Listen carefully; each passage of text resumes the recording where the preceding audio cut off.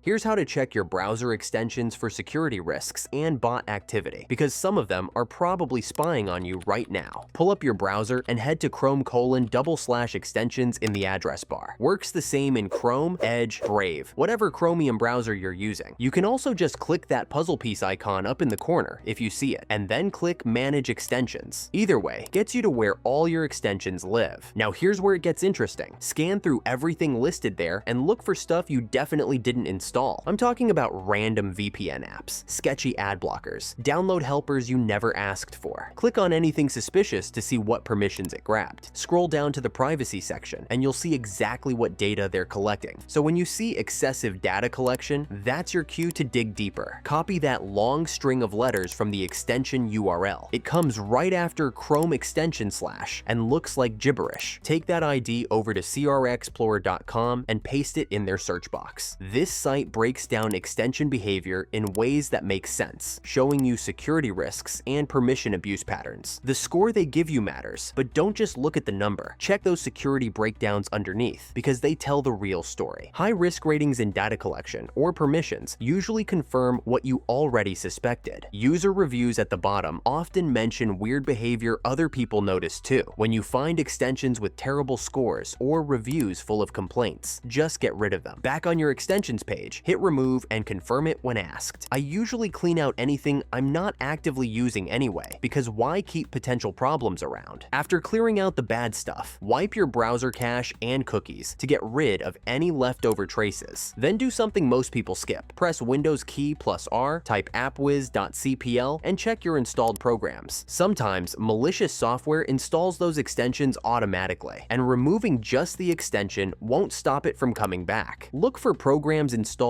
around the same time your extension problem started, especially ones with generic names or publishers you don't recognize. Uninstall anything suspicious, then restart your browser to make sure everything takes effect.